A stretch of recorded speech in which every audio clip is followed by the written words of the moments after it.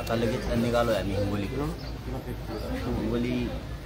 आणि सगळ्या या जिल्ह्यातल्या मराठा बांधवांना विनंती, एक दिवस आपले कामं बाजूला ठेवून आपली शक्ती, आपली ताकद दाखवा. आपल्याला राज्यात शांतता राहिली पाहिजे, यासाठी शांतता रॅली पण करायची आणि मराठा आरक्षण जनजागृतीसुद्धा करायची. सरकार आरक्षणाच्या बद्दल काय करते हे मला तुम्हाला समोरासमोर येऊन सांगायचं, सरकारची भूमिका काय आहे. आणि आता आपल्याला एकत्र येऊन आपल्या मुलाला आणि आपल्या समाजाला न्याय देण्यासाठी, आपल्या जातीसाठी एक दिवस सगळ्या बांधवांनी हातातले कामं बाजूला ठेवून ताकदीनं या. कारण एकट्याच्या लढण्यात आणि करोडोच्या लढण्यात खूप मोठी शक्ती असते. आणि ज्यावेळेस मराठा एकत्र आला त्यावेळेस अख्ख्या महाराष्ट्रानं, देशानं आणि जगानं एकजुटीची दखल घेतली. त्यामुळे आपल्याला सातत्यानं मायबाप मराठ्यानं लढावं लागणार आहे. आपल्या मुलासाठी आणि आपल्या जातीसाठी ताकदीनं सगळ्या वर्गातील मराठा समाजानं बाहेर पडावं, शांततेत यायचं आणि शांततेत वापस घरापर्यंत यायचं. पण शक्ती ताकदीनं दाखवा सगळ्यांना, ही माझी विनंती. पाटील, काल उशिरा अशोक चव्हाण आले, जवळपास 2 तास चर्चा झाली.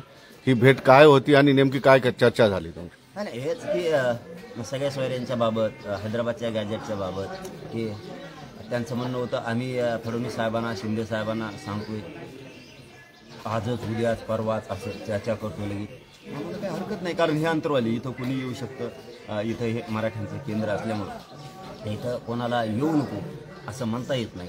आणि आल्या गेल्याशिवाय तरी कोणी प्रश्न कशी मार्गी लागणार आहेत. आणि आता काय आले काय आणि गेले काय कोणी पण, हे मराठ्यांचं केंद्र आहे, दुसरं मी कोणाचंच होऊ शकत नाही. मराठा समाजाचाच मी फक्त, मी किती नेते आले, किती कोणी काय झालं, मी कृतीवर आणि अंमलबजावणीवर जास्त विश्वास ठेवतो. कारण हे आले सकारात्मक किंवा आश्वासन यापेक्षा समाजाला दिसतंय.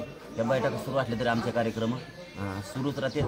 आता काही निवडणुका नाहीत म्हणून हे आला आणि ते गेला, कुणी तरी यायला लागतं, कुणाला तरी बोलावं लागतं आणि ते त्यांनी केलं, करतील. पुढं काय आहे 13 तारखेला फक्त काही दिवस राहिलेले आहेत. तुमच्या मागण्यांच्या बाबत बघता 13 तारखेला तुमच्या हाती काही पडेल असं वाटतंय का?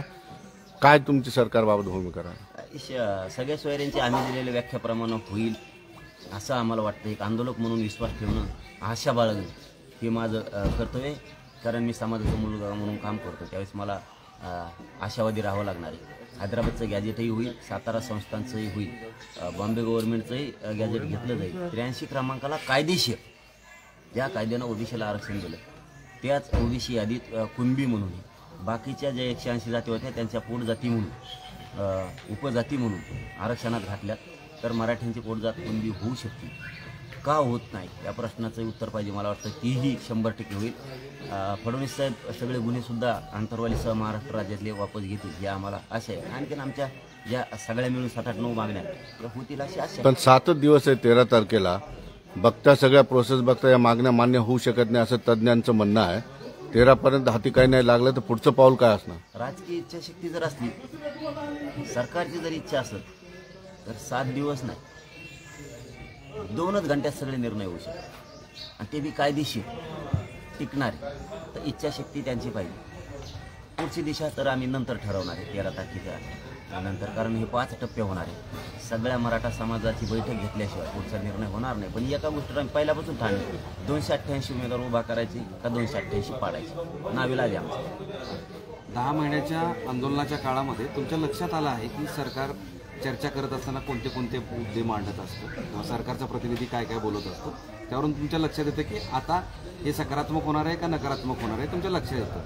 रात्रीच्या बैठकीमध्ये, चर्चेमध्ये 2 तासाची चर्चा होती, त्याच्यामध्ये असं वाटलं का की येस कुछ तो अच्छा हो जाएगा? शंभूराजे साहेबांचा फोन त्याच्यामध्ये होता आणि त्यांनी जे एकूण सांगितलं सगळं, आत्तापर्यंत 5 पत्र आम्ही हैदराबादला दिले. त्यावेळेस विधानसभेमध्ये त्यांनी सांगितलं होतं राजे साहेबांनी की 3 दिले.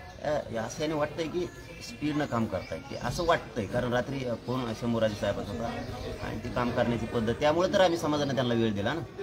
होईल असं तर वाटतं. कारण एक बघा, आंदोलक म्हणल्याच्यानंतर आम्हाला आशा ठेवावी लागणारी, विश्वास ठेवावा लागणार, नाही तर आम्ही लढायला कुठं कमी येतो. आमचं चालूच आहे ना, शांततेत चालू आहे. शांतता मराठा आरक्षण जनजागृती आम्ही सुरू केली आज हिंगोलीपासून आहे.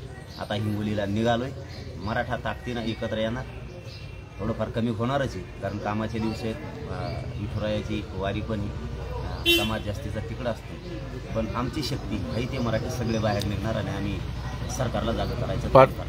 पाटील, तुम्ही आहे की ही निवडणुकीच्या अनुषंगानं मराठ्यांमधली जागृती रॅली आहे. नाही ती जागृती रॅली अशी मोठी होणार.